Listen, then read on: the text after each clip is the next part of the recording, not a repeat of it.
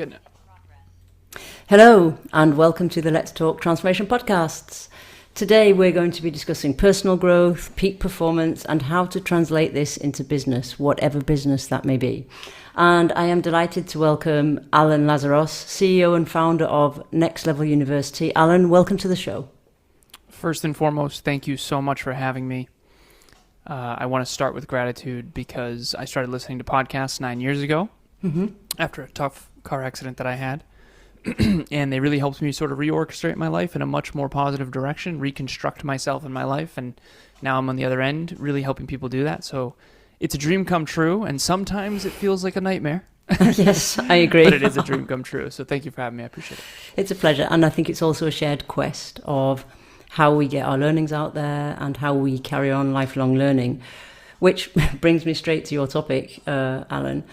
As the CEO of Next Level University, and you host your own podcast, as you say, and you're also a business coach. But I know that you do all that, because we were chatting before the show, I know that you do all that with a view to having as much impact as possible on people and on their lives positively, of course.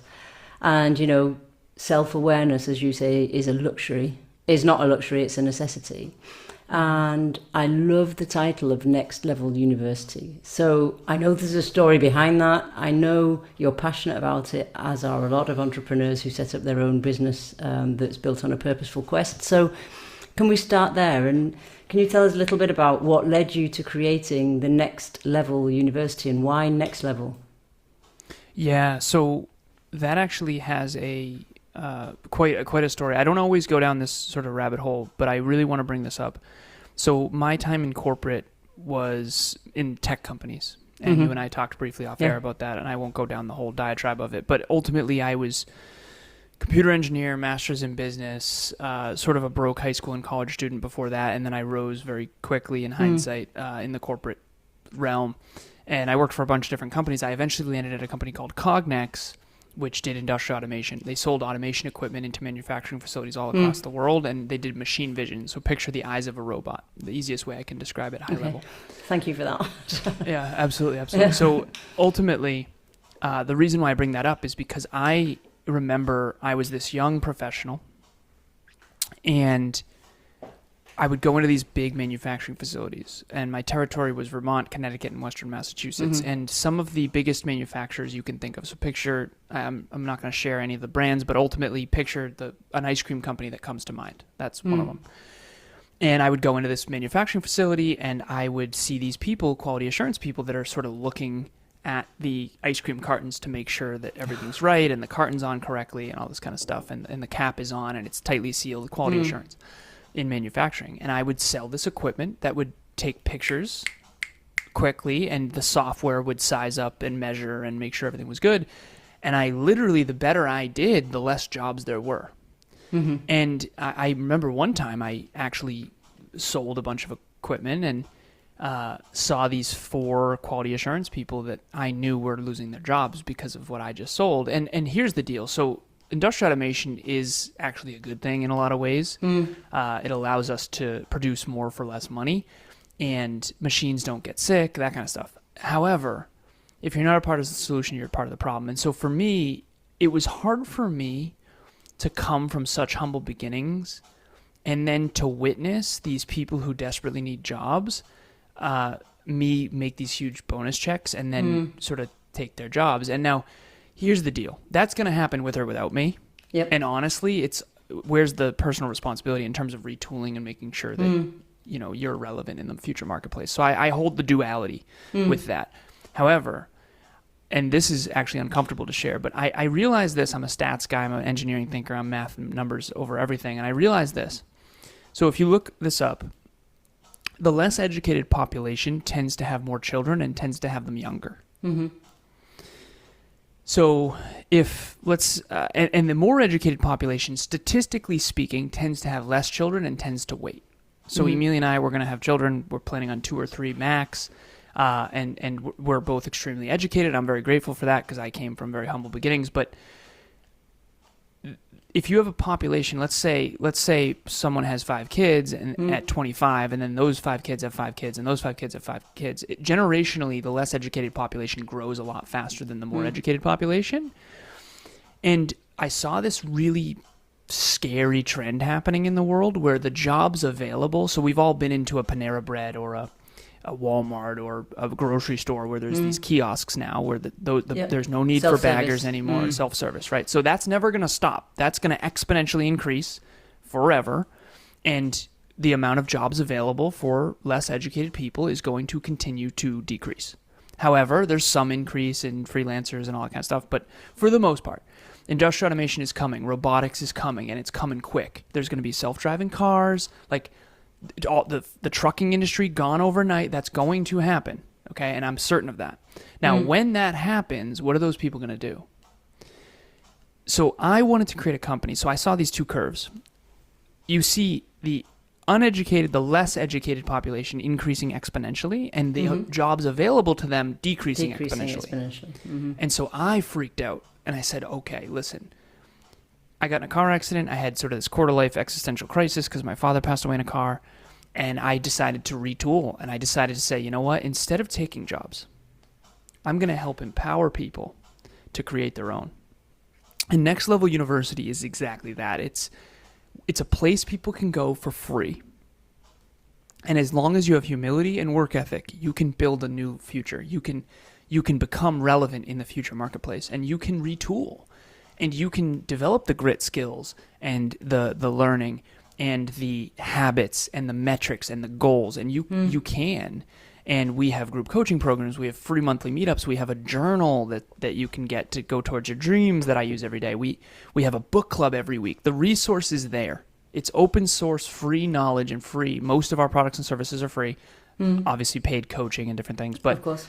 That's what Next Level University is about. It's a place where you grow yourself, you grow your podcast, you grow your business, but ultimately it's about how to reach your potential and how to make sure your future is brighter than your past. Because if it's not, you'll end up nihilistic, and nihilism is not good, because that's where drugs and alcohol and all that kind of stuff tends to come in.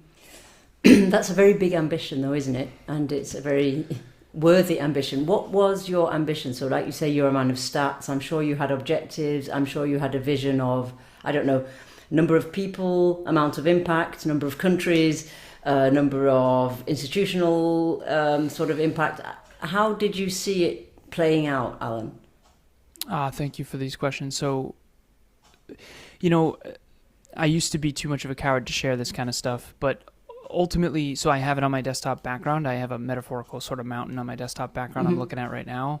And there's a mission statement. There's my core values. There's my metrics. There's my subjects. And then there's my vehicles. And I can sort of give you them.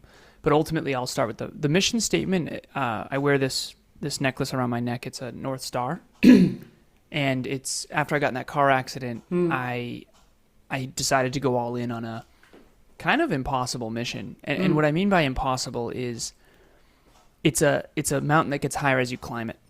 Yeah, like lots of And the mountains. mission statement, yeah, exactly. So the mission statement is to build the most positively impactful, holistic self-improvement company in history. Because this is the deal. So I actually believe the root cause of all human suffering is ignorance and apathy. And again, this is just my perspective. I'm not trying to be on some soapbox. Either we don't know any better or we don't care enough. So ignorance, I mean, nothing bothers me more than ignorance. The world is not flat. Why are we reading a book from 2,000 years ago? Like, I can't. Science is important. Evolution is real. Like, I don't know what to do other than ignorance is so devastating. Where are we still putting leeches on our skin to cure illness, right? How ignorant are human beings? And I'm not trying to be unkind to us. You need to learn. You need to learn the sciences. You need to learn chemistry and biology. You need to understand, like, to me, most human suffering comes from massive ignorance. So you either don't know enough or you don't care enough. And if you cared more, maybe you'd learn more. And if you learned more, maybe you wouldn't make such poor choices. And if you didn't make such poor choices, maybe the world would be a better place. And so I have this sort of thing where if you want to know your purpose, you got to look at what pisses you off the most. You got to look at what bothers you the most. To me, people not reaching their potential bothers me so much, including myself.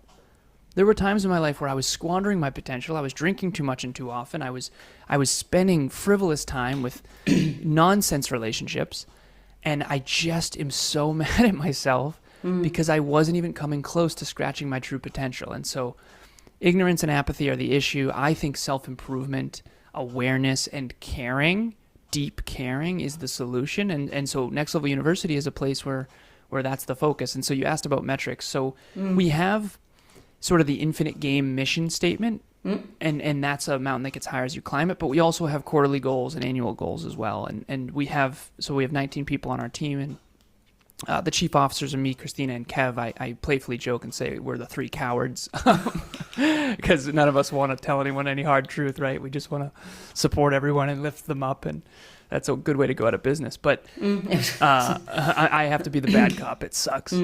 That has to put pressure and all that stuff. But ultimately, Christina, Kevin, and I all have our own metrics and goals. And so the daily habits and daily metrics lead to the quarterly milestones, which lead to the annual goals, which then leads to the decade dream statement, mission statement. And all of us sort of fall under that vortex of influence. And I know that's kind of an esoteric way to answer, but. And do you think that, so ignorance and apathy, not knowing enough, do you think knowing too much, you talked about holding dualities before, do you think knowing too much is also an issue in an age where clearly it's complex and it's uncertain, and therefore absolutely wanting to know? And I'm bringing it back down to what I see a lot in terms of formatting of leaders in organizations in a knowing paradigm as opposed to a learning paradigm. And often I see one of the bugbears, my bugbears, is knowing too much. So super, super, super experts, so expert that they can't open their mind to anything else. Well, that's a humility problem. And I don't think it's the knowing too much that's the issue. I think it's the humility problem. And people who tend to have high self-belief tend to take more action, and the people who take more action tend to learn more. The problem is people who have high self-belief usually are arrogant, including myself. And we're very self-assured, so I don't like question whether or not I'm going to be able to fill the next group for group coaching. I'm going to make it happen, and I'm going to stay up all night if I have to, and it's just going to happen. But I think the humility needs to be run in tandem with self-belief. Self-assured, it's called self-efficacy in the psychology. There's two types of self-efficacy. There's the external one, which is I'm going to fill the group coaching with 10 members and whatever it takes. That's external self-efficacy. And then there's internal self-efficacy, which is I can handle it if someone close to me passes away. I can handle it emotionally. So usually, and not always, but I think a lot of leaders, myself in the past included, have external self-efficacy. I had tons of external self-efficacy. Yeah, I can reverse engineer, do the thing. But I didn't have the internal self-efficacy of I can handle this with grace. Life doesn't get easier. You handle hard better. And I don't think I handled hard as emotionally mature as I could have. So I was emotionally immature. And a lot of men tend to be, especially men leaders. And especially engineers. I mean, we're just these low self-worth, weird people who don't fit in, who can't really tell anyone what we really think because what we really think is unkind. And we just are such children inside because we were never really loved for the math part of us.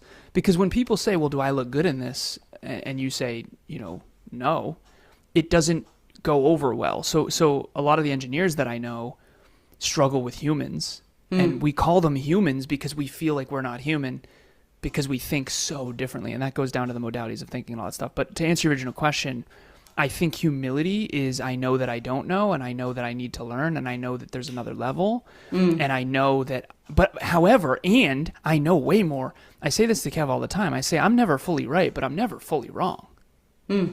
There's always a % error.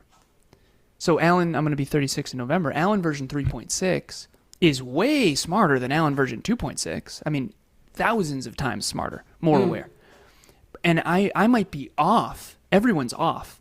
Whenever you say anything, unless it's a fact, like 9.8 meters per second squared for gravity, that's a fact. So I'm not off. But whenever you're talking about anything sort of qualitative. There's a percent error. So I always say this to Kev. I say I'm never fully right, so you can never fully trust everything I say, but I'm definitely more right than them.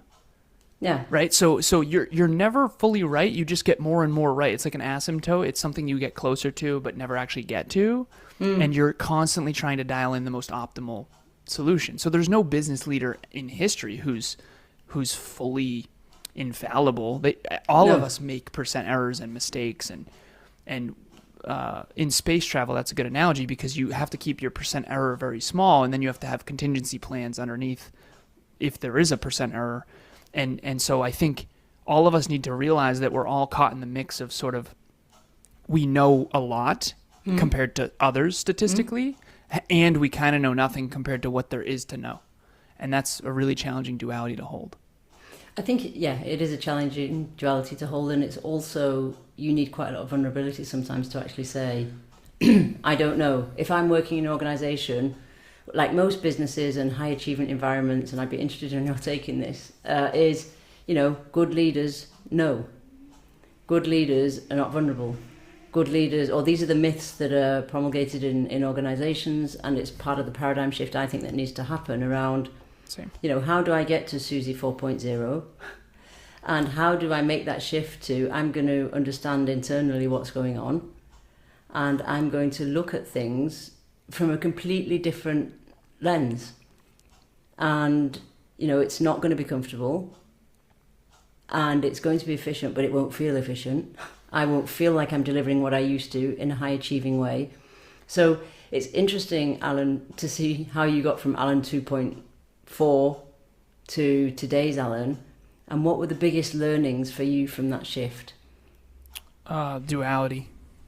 The ability to hold two seemingly ideas in your consciousness simultaneously is everything.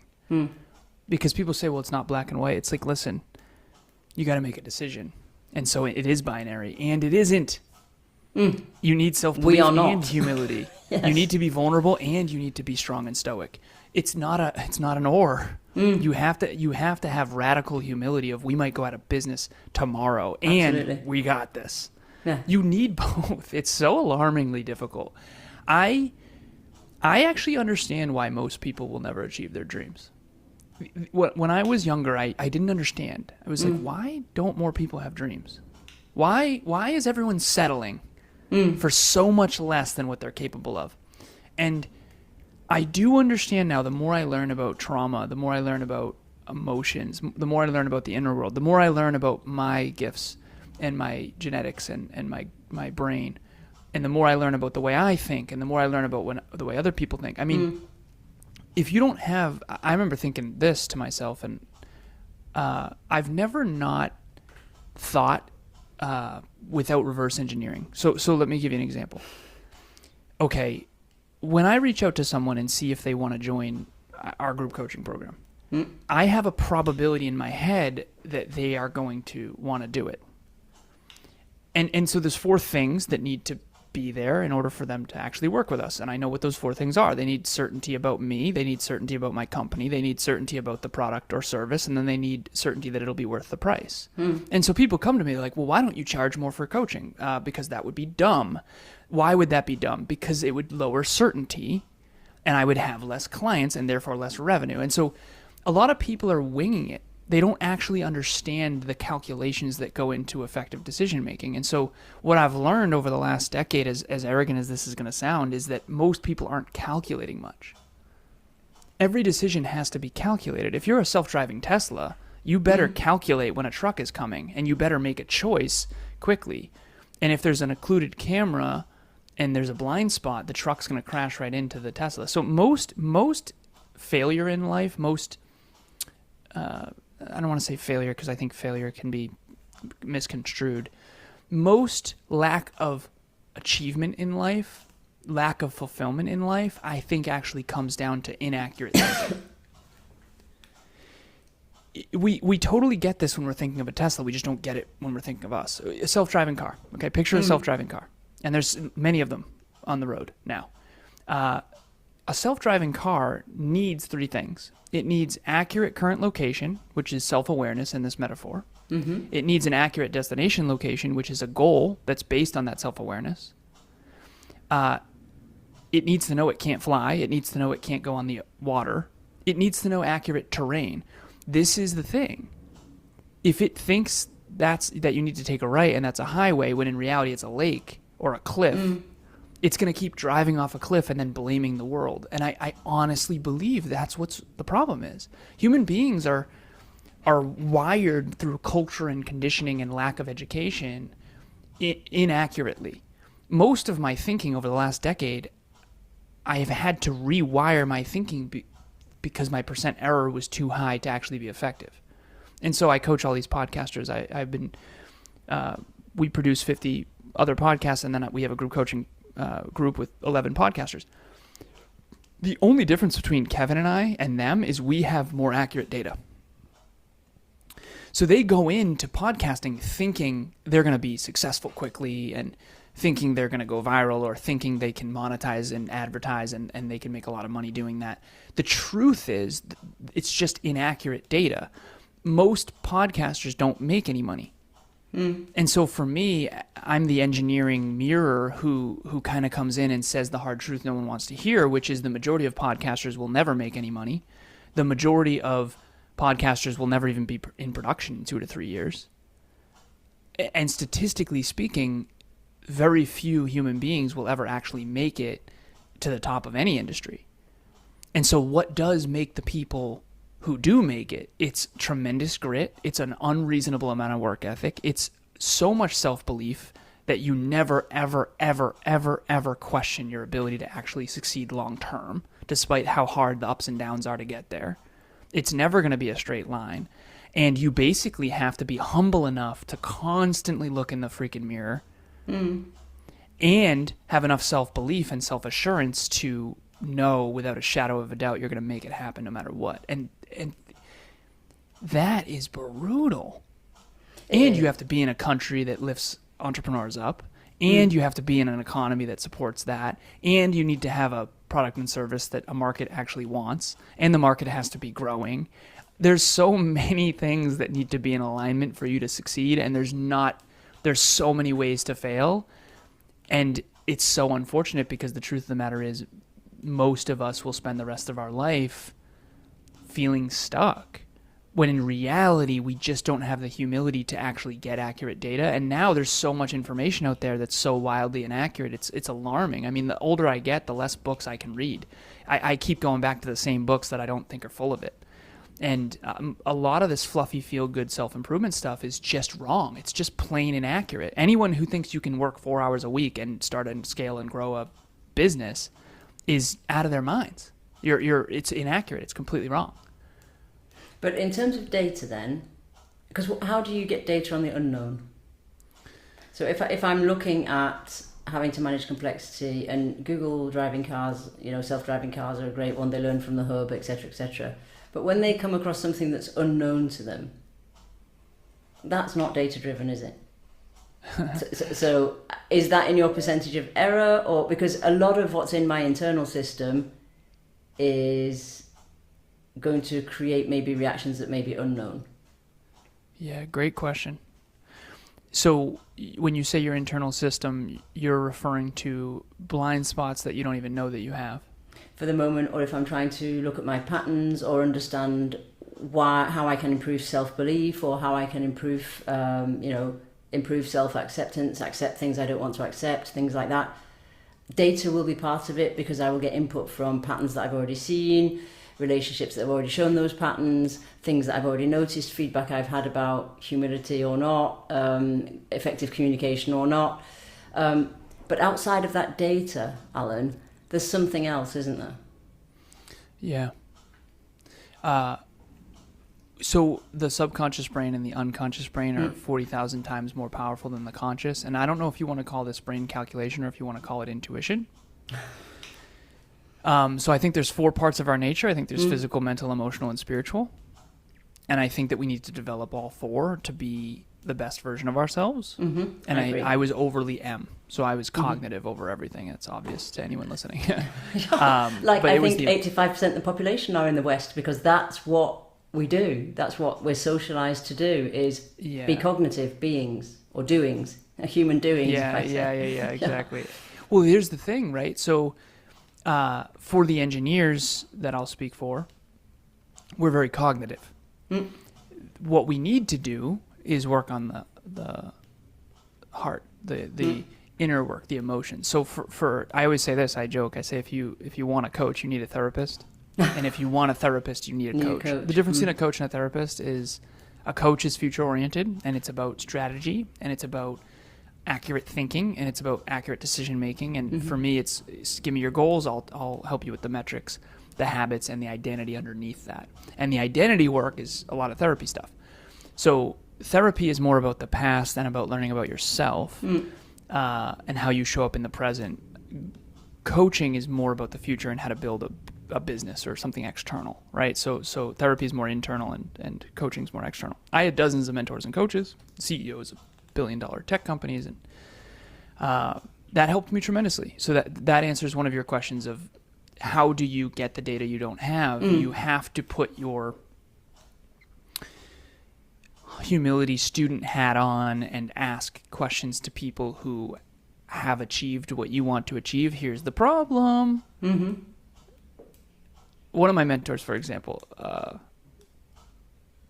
literally the technically COO of a billion-dollar robotics company, but he's not anymore. And he's on the board of a bunch of different tech companies now, but he doesn't know the consumer marketplace, and he doesn't know social media, and he doesn't know the new millennials at all. And so I ask him all these questions, and I'm a student, and I learned a lot from him, quite frankly. And as you get older and older and older, you realize how many people were full of it and how many people were actually accurate. Yeah, exactly. So as you get older, you're like, ooh, that person didn't know anything, and this person, holy crap, they actually did know what they were talking about. So you got to consistently reevaluate. But he knew a ton about how to grow and scale a global company. He didn't know anything about social media or the future 21st century marketplace in terms of podcasting and this space, the self-improvement industry. He thinks the self-improvement space is very fluffy, feel good, and I understand why, because growth mindset and all that stuff is great. However, right, it's a spectrum, and everyone's on one end of it. And ironically, we all need the opposite end. So if you're out there and you're really good at rest and relaxation, you need some work ethic and you need some discipline and you need to get after it. If you're out there and you love work ethic and discipline, you probably need to learn how to R&R. And there's no one I've met who's good at both of those, by the way. Which one am I? Two guesses, right? But ultimately, to answer your original question, the blind spots internally and externally need to be illuminated by people that you trust. And you have to be very careful with who you trust. That was the biggest mistake I made, is that I was overly a student when I shouldn't have been. However, I know other people who can't be the student. They're so insecure, they're always the guy or the girl. And that's another recipe for disaster. So put on the student cap when it's appropriate, and take notes and ask tough questions and actually want the answers. And the last thing I wanted to hear was, Alan, I think therapy would help you a lot. But my beautiful girlfriend, Emilia, she said, I've been doing therapy since I was 12. I'm telling you, you're leaving a lot on the table. You're you're not broken that need fixing, but it would help. And I was like, what? Why? It's ignorant man here. I joke. I say, we can't even ask for directions. Never mind get a therapist, right? And she was right. Holy crap, what an unlock. Whoa. Right? It's social taboo, though, isn't it, around therapy and going to a therapist and saying you're going to a therapist. And, you know, if you cut yourself, you put a plaster on it and you help it to heal. But we don't want to say we're going to a therapist. And, of course, it's very helpful. It's super helpful. Of course. It's the biggest unlock ever. If you have the right therapist, though. Of course. I picked a therapist who I knew was brilliant. And second in her class, she went to my college, right? So I went straight to who I knew I was in good hands. But so it can be dangerous, because I've seen some therapists that are quite terrible. But and they don't lead by example, some of them. That's the other piece. It's like, your life's a mess. How are you going to help me with my life? right? So you got to be careful. But coaches and mentors and therapists and surrounding yourself with the right people who care more about your potential than they do about your feelings. However, they're also kind. So for me, it's candor and kindness, but it has to be candor first. When I was a coward back in the day, it would have been kindness first. It would have been nicey nice. The analogy, the metaphor is, I don't want to shove the mirror in your face, but I do want to hold it up. But I think it's about how you hold it and how you put your arm around the person while they look in it, if I may. Because I think that's kindness for me. So everyone has their own definition of kindness. And I think candor is being kind. If you're having a constructive, courageous conversation with someone, it means that you respect them enough to take the time to do that. And you care enough. Yes, exactly. Yeah, I couldn't agree more. And that's the thing, too. I remember I told some people this in my past coaching. I remember saying, I don't even want to tell you this. I care enough about it. I said, no one else cares about your success and your fulfillment. Let's be real. They don't care. Half the people in your life don't even want you to win because it makes them feel insecure. I said, I'm your freaking coach. I said, I care more about your success and your fulfillment than I do about your feelings. And that's the truth. And here's the truth you don't want to hear, and that's okay. And no one else is going to tell you. Just out of pure self-preservation, they're not going to tell you. Right? They know it. They think it. They don't tell you. They don't care enough about seeing you win. Because why would they? They're worried about their own goals and their own dreams and that kind of thing, right? So there have been some times where I've been really lashed out at by people who I told some uncomfortable truths to, that why else did you hire a coach? What else am I supposed to do other than share hard truths and ask the right questions and get you to face tough mirrors, right? So I actually have a filter now that I don't coach anyone who doesn't pass this filter. Did I ever tell you about that? No. Oh, this is life-changing stuff right here. I haven't wrote an article about this. I don't even know if I ever will, to be honest, but I call it my Unmeds-Eye score. I am so pumped about this. More statistics. Yeah, Unmeds-Eye. So anyone who has a high score, 0 to 10 in each of these categories, I basically don't coach. I don't allow them into my life, to be completely honest. So unstable, naive, manipulative, entitled, delusional, significance-driven, arrogant, and immature. I realize in hindsight that the way that I am it doesn't do well for people that are very high in those things. So significance-driven, for example, people who have a birthday month. There's an expiration date on the world revolving around you, right? And I just am never going to do well with people like that because I'm going to forget about your birthday because I don't even care about my own. And you're going to hate me for it, and it's just not worth it. So those are the particularly manipulative people I just steer clear of big time. And I used to not, right? I didn't know. I was naive. I didn't understand. So you have a filter process for your next level university coaching. Definitely. And in general? For our team as well. I won't go anywhere near anyone who has a high Unmeds-Eye score. I've learned that the hard way. How do you manage that though? How do you score that? Is it your scoring, or is it intuitive? Is it database? Do they have to answer questions? What goes on there? Yeah, so I go through them. I think of the person. I close my eyes, I think of the person, and I score from 0 to 10 what my intuition says. This is the new frame that I use, and this is a little esoteric, but I think of Emilia and I, my beautiful girlfriend, we intend on marrying and building a family, and we think of, okay, would I ever want my kids alone with this person? We don't even have children yet, but we're intending.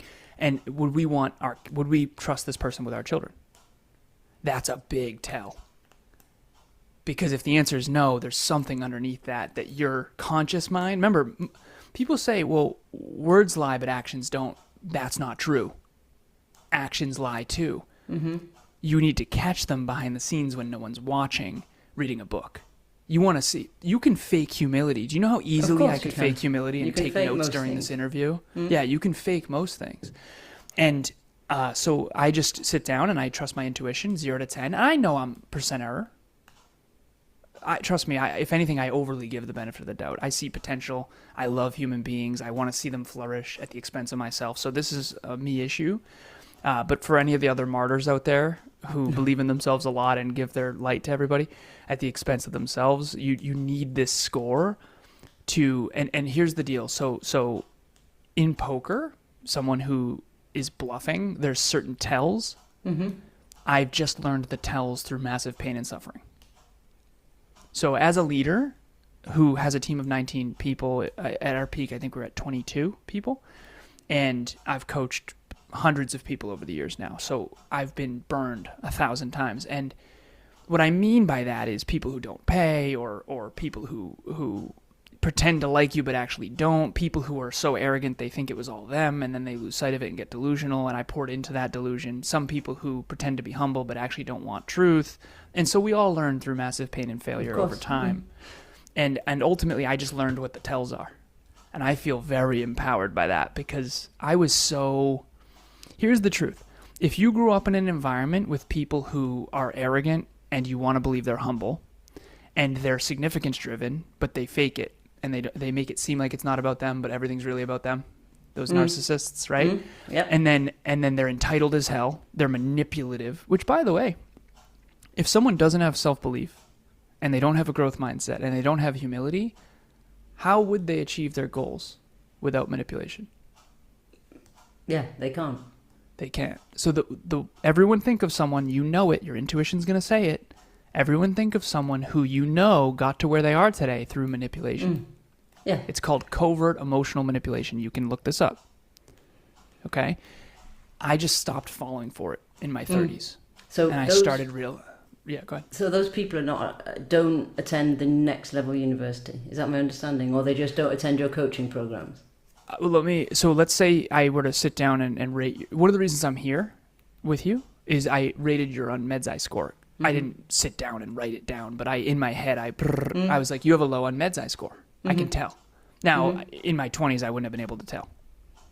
I got hoodwinked more than I can freaking tell you. But I could tell. So the reason I came here, so if you have a level 8 unmeds score, meaning 0 to 10, you're level 10 unstable, you're level 2 naive, you're level 10 manipulative, you're level 10 entitled, you're level 10 delusional, I would keep, and let's say the average, divide by 8, add it all up, divide by 8, because there's 8 categories, and let's say it came to 8, I would keep you at a level 8 distance. Okay. The idea is don't let the Trojan horse in the castle. Yes, yeah. Yeah. Okay. And so what does that mean, therefore, so people who come into the coaching sessions are the people who you will help fulfill their potential, and the other people who come to the next level university, they can access your resources and they will do what they will with it. Yeah. So you can listen to the podcast with a high unmeds score, and it is what it is. But I'm not going to. So if we do a free breakthrough session, I'll just intuitively size this up, and if I determine that it's not a good fit, I just won't do it. And that's why you did the pre-interview with me, because you needed to make sure I wasn't a ding-dong. Yeah. Absolutely. Yeah, and I respect that. I do deeply, because we used to interview guests. We used to have we've interviewed hundreds of guests, and some of them we never even aired, because these guys are just awful human beings, in my honest opinion.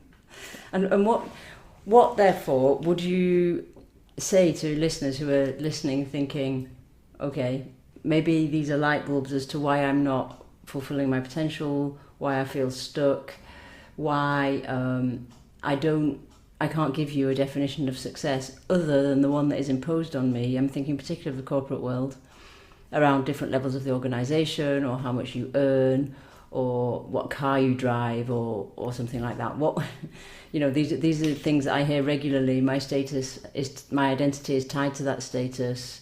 I am my results in the business environment, and things like that. So what would you give as a piece of advice of where to start, Alan, for defining success for fulfillment as opposed to success for success's sake, if you like? Yeah, I think as someone who personally, I have these 4 buckets, and it's the growth journey. I think we all start out as a victim to some extent, and then we sort of become the villain with our ego when we're young, and then we become the hero and try to save everybody, and then we eventually become the guide, which says, I can't save you, you have to save yourself. And I didn't become the guide until I stopped trying to save everybody. So the unmeds score is kind of me becoming a guide and just realizing, listen, good luck. Take care. Like until you're humble enough to actually be poured into and to not be manipulative, because that's going to come bite you eventually. So ultimately, these 4 buckets, I think we all start off unsuccessful and unfulfilled.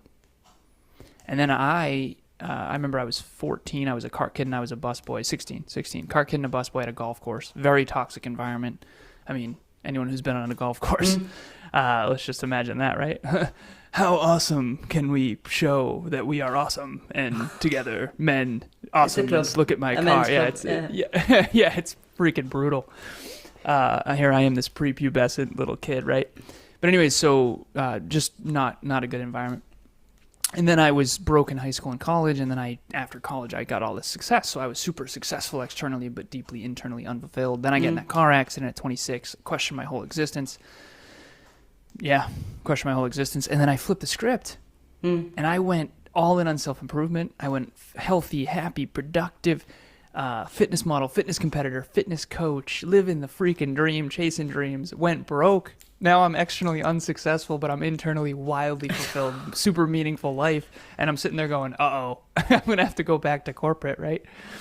And then finally, in my 30s, Kevin and I, over the years, we've created enough to where we're both successful externally and fulfilled internally. And so you didn't go back to corporate, Alan? No, I didn't. No. I was very close, though. Good.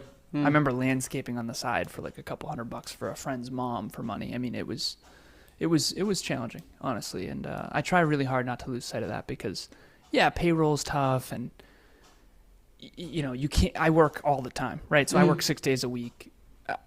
So you're pouring a lot. You're putting it all on the court, and sometimes you can lose sight of how awesome this is because in the beginning, right? So, I'm so tired. I remember when my calendar was freaking empty and no one cared, right? So I gotta remember that. But ultimately, I eventually became both successful externally and fulfilled internally. So to answer your original question, I think the priority order is the issue. You do need both, and I actually have come to realize I think one without the other is actually somewhat easy. Very few people, very few human beings are both externally successful and internally fulfilled. Very few. If you can't authentically look in the mirror and say, I want my future to be an amplified version of what it already is, and you're on that journey, you are not yet there. And most human beings are in the first 3 buckets. And I didn't get to the 3rd bucket until my 30s, and even that has been challenging to sustain, because once you get there, now you have to keep it. You have to sustain it. That's what they don't tell you about success, is once you get success, you have to sustain it. But right? It's awesome to have a mansion, but there's a mortgage. Exactly. But it's intentional, isn't it? Internal or external, it has to be intentional. To come back to the earlier discussion around planning, vision, metrics, even when you go to the gym, you need to be intentional. It needs to be a habit. It needs to be a practice. And it reminds me a little bit of your article on the learning loop that you did, which was based around new. And time is running, but if you could just walk our listeners through the 5 stages of that learning loop and what it did for you, it would be really, really useful, I think, Alan. And then other resources that I really liked, we can signpost at the end for people to go and have a look at. Yeah, thank you, Susie. This has been awesome. I do have on the clock, I think, 7 minutes, 32 seconds. I always give myself a 2-minute buffer, so I think we should be good for a little more than that. But ultimately, I'm so grateful to be here. So when it comes to the success and fulfillment thing, real quick, fulfillment has to be the first priority. Success has to be secondary to that. And that's the mistake I made. It was my stepdad left. Now we're broke. Success has to be first. And if you do that, sometimes there's chapters where you need to focus more on profitability than you do on internal fulfillment. But you gotta redesign after that, because otherwise it's unsustainable long term. Absolutely. If you're out there and you can't wait to retire, I would say you're probably not that fulfilled, and you're not in your calling or your purpose or your mission or whatever. So fulfillment first, success second, and that's unique to each of us. Okay, so the learning loop. So I call it the doom loop and the success loop. So the doom loop is I don't believe in something, so I don't invest in it, so I don't get results, which makes me what? Believe in it even less. And that can be yourself, you can be a company, whatever. And then so stay out of the effing doom loop is what I tell my clients. That's all it is. That's my job. Keep you out of the doom loop. Get in the success loop. The success loop is the learning loop that you're referring to, which is humble curiosity, number 1. Number 2 is you implement, you take action, you do something. Number 3 is you reflect on that. When you reflect on that, then you learn. And when you learn, now you can improve. And when you improve, hopefully you become even more humble curiosity and you go back into that. And so ultimately, there's a bunch of different sort of versions of the success loop depending on who you are. But ultimately, you know when you're in the success loop because you're gaining momentum, you're learning and you're growing both internally and externally. And ultimately, what I think all of us need to come to, and this is hard to sustain, but I do this too, I have to remember that chasing the dream is the dream. Michael Jordan was more happy and more fulfilled when he was playing than he is smoking cigars at the casino right now. And we know that intuitively. He misses those days, even though it was so much harder. Easy is not the goal. Easy can't be the freaking goal. Because like if easy... Comfort and growth don't coexist, correct? Right. Because if it's easy, you're going to be bored and it's not going to be meaningful. And so you need to grow and contribute beyond yourself. I have a mentor who, flies private now, Bahamas. I mean, this was the guy who messaged me a picture outside of the headquarters. This is why I'm CEO. And it's literally 6 a.m. and he's got his car in the parking lot, empty parking lot with a nor'easter. He's the only one there. And this is why I'm CEO. And now I don't swim in water any less than 70 degrees. It's like, dude, what happened to you, man? You got soft, son. Like, what are we doing? And I can tell the truth of the matter is he doesn't have as much meaning. He wants more meaning. Climbing mountains is meaningful. Sitting around is not meaningful. And so this is the last thing I'll say. Remember this quote for as long as you live. I started saying this recently. 2 quotes. Number 1, I want to push you outside your comfort zone. I want to push you towards your potential. I don't want to push you out of integrity. Okay. Number 2 is life doesn't get easier. You handle hard better. That's not my quote. That's a Duke University speech that went viral, but it's so true. And remember this, the person in the arena grinding and growing toward their goals and dreams is always going to be the envy of the person sitting around feeling sorry for themselves. So the people, they romanticize it. Tequila on the beach, woo! I'm telling you, they're unfulfilled, I promise. And maybe it's fun for 3 days, but then it's time to get back on the mission. And so if you can just learn that in advance, that we're all achieving our way to the unachievable, and that's the best it gets, and there's a lot of science around that, neuroscience. There's a book called The Art of Impossible by Stephen Kotler that literally breaks down the neuroscience of why it's unhealthy not to have goals and dreams, why it's unhealthy to retire. Who here knows someone who retired and then went downhill?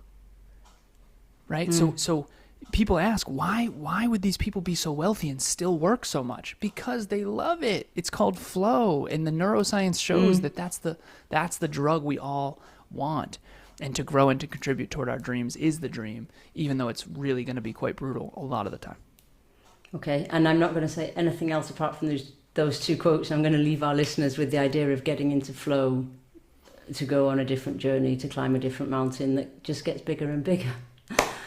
Alan, thank you so much for coming and sharing your stories around the next level and your thoughts around self-improvement and performance and self-acceptance. There are lots of other resources we discussed that I think are great that we didn't touch on, but that's the sign of a great conversation. So I will put the links in the show notes, but where can people find out more about you, the Next Level University, and what you do? We have, first of all, thank you so much for having me. You're welcome. I really appreciate this a lot. Thank you, Susie. This was great. And I want to start with gratitude and end with gratitude because I remember when this was just a dream. So it's awesome. Okay. Where you can find me, Next Level University is the name of the podcast, spelled just like it sounds. You can Google it. And we're on all the platforms. We're on YouTube as well. And then the website, however, is nextleveluniverse.com, spelled just like it sounds. So the podcast is Next Level University. That's the name of the brand and the business. And the website is nextleveluniverse.com because the person who has nextleveluniversity.com is charging way too much money. And I do not like him. Okay. So we decided to make it Next Level Universe, which is all things Next Level University. And you can Google my name. I'm on Instagram, Facebook, LinkedIn. Please connect. When and if you do reach out, just please provide context to this episode because obviously all of us get a lot of spam, right? So. Okay, super. And I'll leave that thought of Next Level Universe. That's a big ambition. I like that. Okay. Oh, thank you. Yeah. Thank you, Alan. Pun intended. Yeah, pun taken. Yeah, nice. Thank you. Thanks for a great conversation. Thank you.